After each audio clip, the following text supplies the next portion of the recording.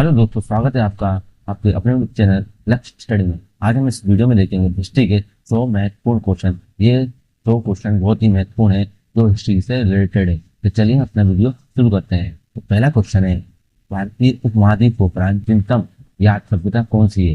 भारतीय उपमहाद्वीप की प्राचीनतम याद सभ्यता कौन सी है? तो वह है सिंधु घाटी सभ्यता। सही आंसर क्या है? सिंधु घाटी सभ्यता।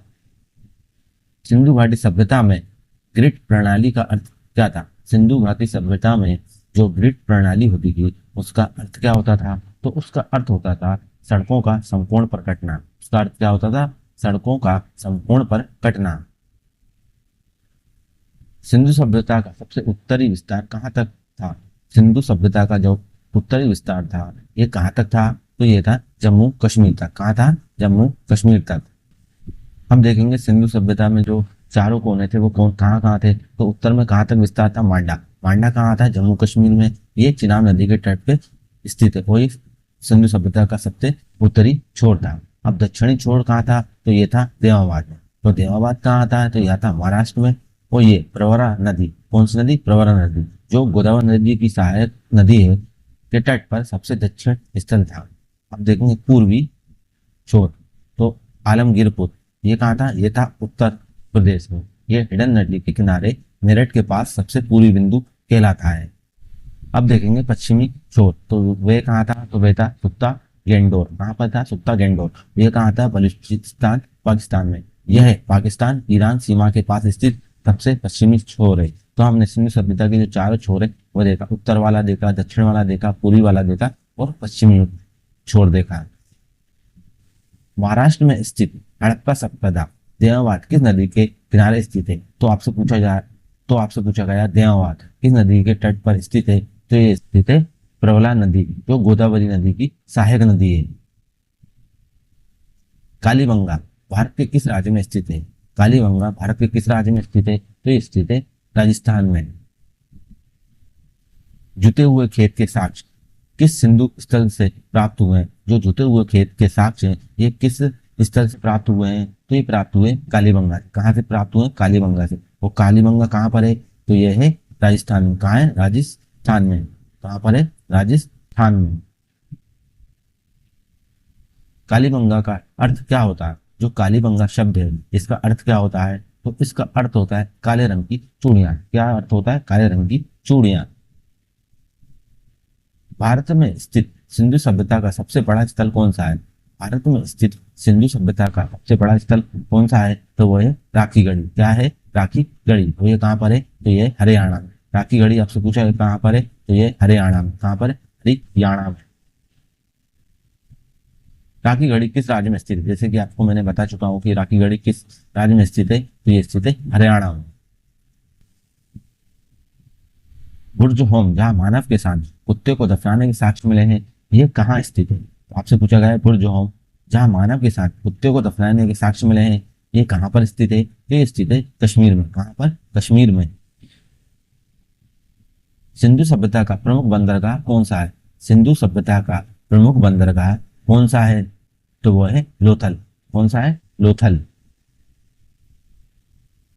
सिंधु सभ्यता के लोगों का प्रमुख व्यवसाय क्या था? सिंधु सभ्यता के जो लोग थे उनका प्रमुख व्यवसाय क्या था? तो उनका प्रमुख व्यवसाय था कृषि। सिंधु सभ्यता के ऊपरी इलाकों जहां कुलीन वर्ग रहा करता था क्या कहलाता था? सिंधु सभ्यता के ऊपरी इलाके जहां कुलीन वर्ग रहा करता था वह क्या कहलाता था? तो वह कहलाता था किले। क्या कहलाता था? किले। प्राचीन यूनानी इंडस नदी के आसपास के क्षेत्रों को क्या कहते थे? प्राचीन यूनानी इंडस नदी के किनारे के आसपास के क्षेत्र को क्या कहते थे? तो कहते थे हिंडीके। क्या कहते हैं? हिंडीके।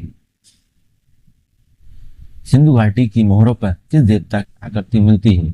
सिंधु घाटी की मोहरों पर किस देवता की आकृति मिलती है? फिर मिलती है पशुपति देवता की। किसकी? पशुपति देवता की। सिंधु घाटी के लोग किस फसल का मुख्य रूप से व्यापार करते थे? जो सिंधु घाटी सभ्यता के लोग थे ये प्रमुख रूप से किस फसल का व्यापार करते थे? ये करते थे कपास का। सिंधु सभ्यता के लोग कृषि के लिए किस धातु के औजारों का उपयोग करते थे? तो ये उपयोग करते थे कांस्य धातु का उपयोग। सिंधु घाटी के घरों के निर्माण में मुख्य रूप से क्या प्रयोग होता था? सिंधु घाटी के जो घर होते थे इसमें प्रमुख रूप से क्या उपयोग होता था? तो इसमें उपयोग होता था पकी हुई ईंट। क्या प्रयोग होता था? पकी हुई ईंट। विशाल विशाल स्नानगृह के साक्ष्य कहाँ से मिलते हैं? ग्रेट बाथ के साक्ष्य कहाँ से मिलते हैं? तो ये मिलते हैं मोहनजोदड़ो से। कहाँ से? मोहनजोदड़ो से। हड़प्पा स्थल किस नदी के किनारे स्थित है? जो हड़प्पा स्थल है ये किस नदी के किनारे स्थित है? तो ये स्थित है रावी नदी के किनारे। सिंधु सभ्यता में मानवकृत वाट और माप प्रणाली का प्रयोग मुख्यतः किस लिए किया जाता था? सिंधु सभ्यता में मानवकृत वाट और माप प्रणाली का प्रयोग मुख्यतः किस लिए किया जाता था? तो ये किया जाता था व्यापार और वाणिज्य के लिए। सिंधु सभ्यता के लोग किस पशु से परिचित नहीं थे? जो सिंधु घाटी सभ्यता के लोग थे ये किस पशु से परिचित नहीं थे? तो ये घोड़ा। तो घोड़ा से परिचित नहीं थे। ये बैल से परिचित थे, हाथी से परिचित थे, भैंस से। परंतु आपसे पूछा गया किस पशु से परिचित नहीं थे तो ये थे घोड़े से। आर्य द्वारा विकसित सभ्यता किस प्रकार की थी? आर्य द्वारा विकसित सभ्यता किस प्रकार की थी? तो ये थी ग्रामीण। आर्य शब्द का शाब्दिक अर्थ क्या होता है? जो आर्य शब्द है इसका अर्थ क्या होता है? तो उसका अर्थ होता है श्रेष्ठ गुणों वाला। आर्य शब्द का अर्थ क्या होता है? श्रेष्ठ गुणों वाला। ऋग वेद में कुल कितने मंडल हैं? जो ऋग वेद है इसमें कुल कितने मंडल हैं? तो इसमें 10 मंडल हैं। ऋग वेद में कुल कितने सूक्त या भजन हैं? जो ऋग वेद है इसमें कुल कितने सूक्त या भजन है? तो इसमें 1028। गायत्री मंत्र ऋग्वेद के किस मंडल में? जो गायत्री मंत्र है ये ऋग्वेद के किस मंडल में है? तो ये तीसरे मंडल में है। वेदों को समझने के लिए रचे गए ग्रंथों को क्या कहा जाता है? जो वेदों में होते हैं उनको समझने के लिए रचे गए ग्रंथों को क्या कहा जाता है? तो ये कहा जाता है वेदांग। क्या कहा जाता है? वेदांग। ऋग्वेद का कौन सा मंडल सोम को समर्पित है? ऋग्वेद का कौन सा मंडल सोम को समर्पित है? तो वह है 9वां मंडल।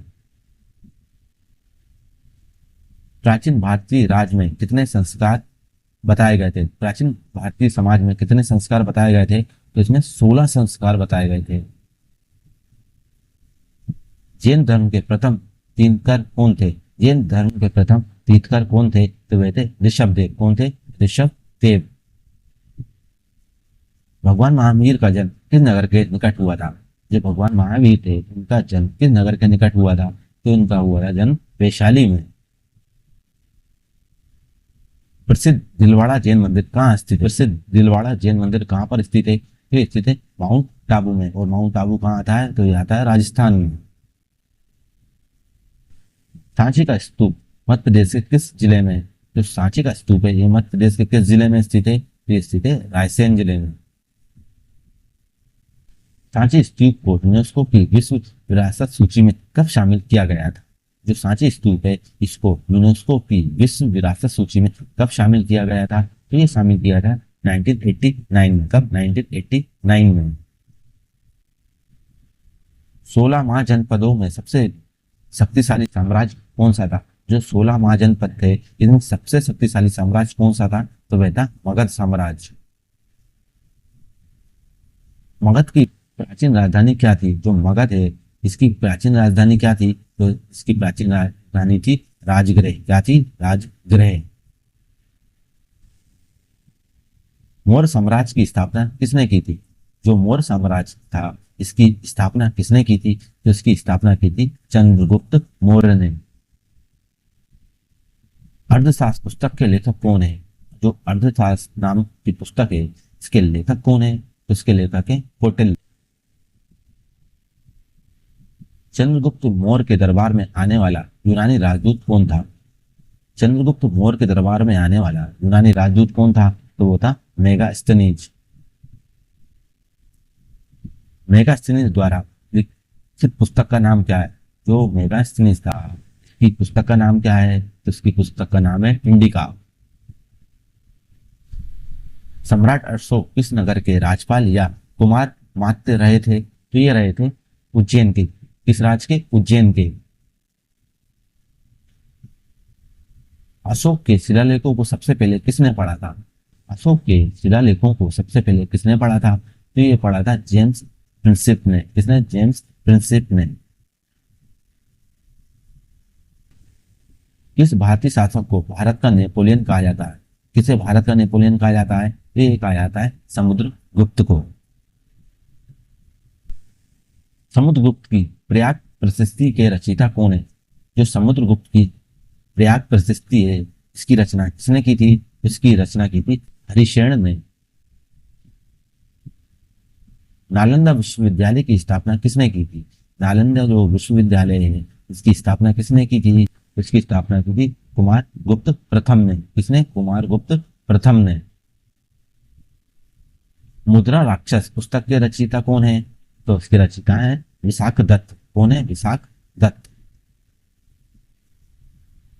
गुप्त राजाओं का राजकीय चिन्ह क्या था? जो गुप्त राजाओं का राजकीय चिन्ह क्या था? इनका राजकीय चिन्ह था गरुण। क्या था? गरुण। चीनी यात्री फाहियान किसके शासनकाल में भारत आया था? तो जो फाहियान है, ये चीन का यात्री था। ये किसके शासन में भारत आया था? तो ये आया था चंद्रगुप्त द्वितीय। इनको ही विक्रमादित्य भी कहा जाता है। चंद्रगुप्त द्वितीय को ही विक्रमादित्य भी कहा जाता है। हर्षचरित और कादम्बरी के लेखक कौन है? हर्षचरित और कादम्बरी पुस्तक के लेखक कौन है? तो वह बाण भट्ट। नर्मदा नदी के तट पर हर्षवर्धन को किस शासक ने हराया था? नर्मदा नदी के तट पर हर्षवर्धन को किस शासक ने हराया था? तो यह हराया था पुलकेशन द्वितीय ने। किसने? पुलकेशन द्वितीय ने। अशोक की पत्नी श्रीदेवी का संबंध किस नगर से था? तो अशोक की पत्नी थी श्रीदेवी, इनका संबंध किस नगर से था? तो उनका संबंध था विदिशा से। सती प्रथा के प्रथम साक्ष्य किस अभिलेख से मिलते हैं? सती प्रथा के प्रथम साक्ष्य किस अभिलेख से मिलते हैं? तो ये मिलते हैं एरन अभिलेख से। एरन अभिलेख किस गुप्त शासक के समय का है? जो एरन अभिलेख है, ये गुप्त शासक के समय का है। तो ये कौन से गुप्त शासक के समय का है? ये है पानीगुप्त का। भारतवर्ष शब्द का पहली बार प्रयोग किस अभिलेख में हुआ है? भारतवर्ष शब्द का प्रयोग पहली बार किस अभिलेख में हुआ है? तो ये हुआ है हाथी गुम्फा अभिलेख में। मंदिर निर्माण की नागर शैली कहाँ प्रचलित है? मंदिर निर्माण की शैली होती है नागर शैली। ये सर्वाधिक कहाँ प्रचलित है? ये उत्तर भारत में प्रचलित है। तराइन का प्रथम युद्ध 1191 में हुआ था। और ये किसके बीच हुआ था? ये हुआ था पृथ्वीराज चौहान और मोहम्मद गोरी के बीच में। प्रथम जो तराइन का प्रथम युद्ध था, उसमें पृथ्वीराज चौहान जी जीत गए थे। इसमें पृथ्वीराज चौहान की इसमें विजय हुई थी। गुलाम वंश की स्थापना किसने की थी? गुलाम वंश की स्थापना किसने की थी? तो ये की थी कुतुबुद्दीन ऐबक ने। दिल्ली सल्तनत का वास्तविक संस्थापक किसे माना जाता है? जो दिल्ली सल्तनत थी, इसका वास्तविक संस्थापक किसे माना जाता है? तो ये माना जाता है इल्तुतमिश को। किसको? इल्तुतमिश को। दिल्ली की गद्दी पर बैठने के लिए प्रथम मुस्लिम महिला शासिका कौन थी? दिल्ली की गद्दी पर बैठने वाली पहली मुस्लिम शासिका कौन थी? तो वह थी रजिया सुल्तान। लौह एवं रक्त की नीति किसने अपनाई थी? लौह एवं रक्त की नीति किसने अपनाई थी? तो ये अपनाई थी बलबन ने। बाजार नियंत्रण व्यवस्था लागू करने वाला सुल्तान कौन था? बाजार नियंत्रण व्यवस्था लागू करने वाला सुल्तान कौन था? तो वह था अलाउद्दीन खिलजी। सांकेतिक मुद्रा मतलब टोकन करेंसी का प्रचलन किसने चलाया था? तो ये चलाया था मोहम्मद बिन तुगलक ने। तो ये चलाया था मोहम्मद बिन तुगलक ने। राजधानी को दिल्ली से दौलताबाद किसने बदला था? जो राजधानी दिल्ली से दौलताबाद स्थानांतरित की गई थी, इसको किसने बदला था? तो इसको बदला था मोहम्मद बिन तुगलक ने। नहरों के निर्माण के लिए प्रसिद्ध सुल्तान कौन था? जो नहरों का निर्माण किया गया, इसके लिए प्रसिद्ध सुल्तान कौन था? तो वह था फिरोज शाह तुगलक। पानीपत का प्रथम युद्ध 1526 में हुआ था। ये किसके बीच हुआ था? ये हुआ था बाबर और इब्राहिम लोदी के बीच में। पानीपत का प्रथम युद्ध 1526 में हुआ और बाबर और इब्राहिम लोदी के बीच में हुआ था। विजयनगर साम्राज्य की स्थापना किसने की थी? जो विजयनगर है इसकी स्थापना किसने की थी? तो इसकी स्थापना की थी हरिहर और बुक्का ने। कालीकोट का युद्ध 1565 में किस साम्राज्य के पतन का कारण बना? तो कालीकोटा का युद्ध हुआ था 1565 में हुआ था। ये किस साम्राज्य के पतन का कारण बना था? तो ये बना था विजयनगर साम्राज्य के पतन का कारण। आमुक्तमाल्यद ग्रंथ की रचना किसने की थी? तो कौन सा ग्रंथ है? आमुक्तमाल्यद ग्रंथ की रचना किसने की थी? तो इसकी रचना की थी कृष्णदेव राय ने। मुगल काल में चार बाग शैली की शुरुआत किसने की थी? मुगल काल में चार बाग शैली की शुरुआत किसने की थी? तो ये की थी बाबर ने। किसने? बाबर ने। दीन ए इलाही धर्म किसने चलाया था? दीन ए इलाही धर्म किसने चलाया था? तो ये चलाया था अकबर ने। अकबर का राजस्व मंत्री कौन था? जो अकबर था इसका राजस्व मंत्री कौन था? तो वह था टोडरमल। हल्दी घाटी का युद्ध 1576 में हुआ था। ये किसके बीच हुआ था? हल्दी घाटी का प्रथम युद्ध क्या हुआ था? 1576 में। ये किसके बीच हुआ था? तो ये हुआ था अकबर और महाराणा प्रताप के बीच में। जो अकबर का सेनापति था वह कौन था? मानसिंह और महाराणा प्रताप के बीच में हुआ था। किस मुगल शासन के काल को चित्रकला का स्वर्णकाल कहा जाता है? तो किस मुगल शासक के काल को चित्रकला का स्वर्णकाल कहा जाता है? तो ये कहा जाता है जहांगीर के काल को। जिंदा पीर किस मुगल शासक को कहा जाता था? तो जिंदा पीर किसे कहा जाता था?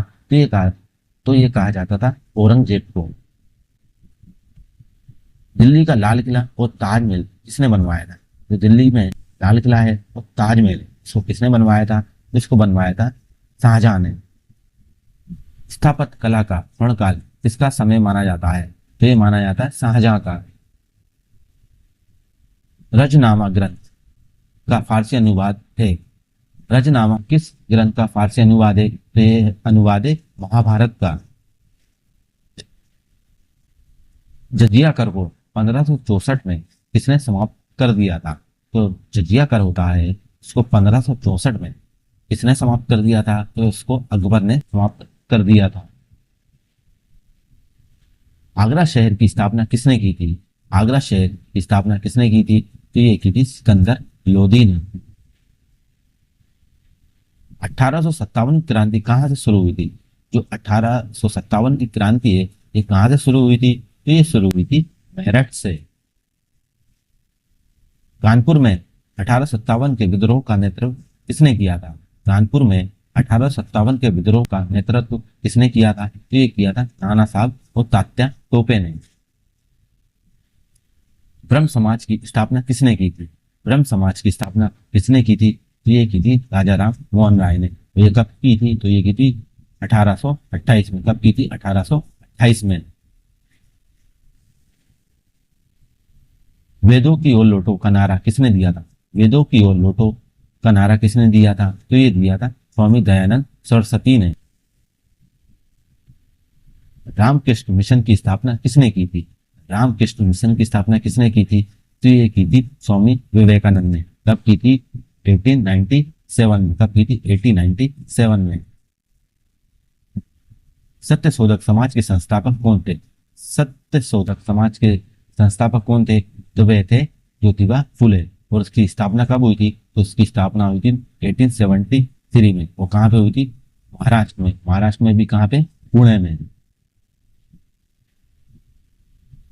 भारतीय राष्ट्रीय कांग्रेस की स्थापना कब हुई थी? तो इसकी स्थापना हुई थी 1885 में। कांग्रेस का सूरत विभाजन किस वर्ष हुआ था? कांग्रेस का सूरत विभाजन किस वर्ष हुआ था?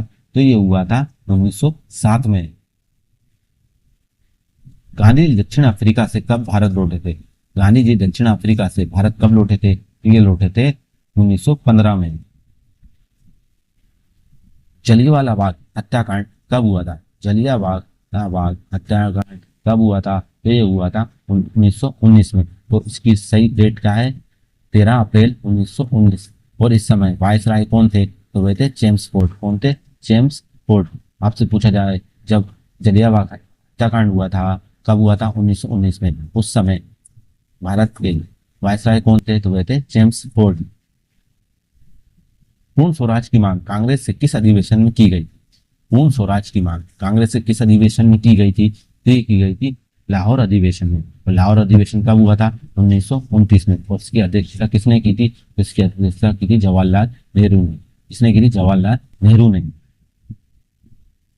असहयोग आंदोलन कब शुरू किया गया था? असहयोग आंदोलन कब शुरू किया गया था? तो ये शुरू किया गया था 1920 में। दांडी मार्च किस वर्ष किया गया था? दांडी मार्च किस वर्ष किया गया था? तो ये किया गया था 1930 में। भारत छोड़ो आंदोलन कब प्रारंभ हुआ था? भारत छोड़ो आंदोलन कब प्रारंभ हुआ था? तो 1942 में। भारतीय स्वतंत्रता की घोषणा कब हुई? भारतीय स्वतंत्रता की घोषणा कब हुई? तो इसकी घोषणा हुई 15 अगस्त 1947 को। बंगाल विभाजन कब किया गया था? बंगाल विभाजन कब किया गया था?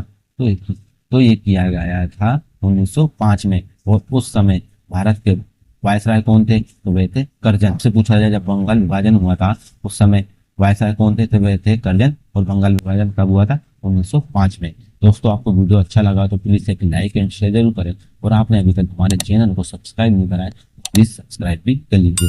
मिलते हैं नेक्स्ट वीडियो में। तब तक के लिए वंदे मातरम।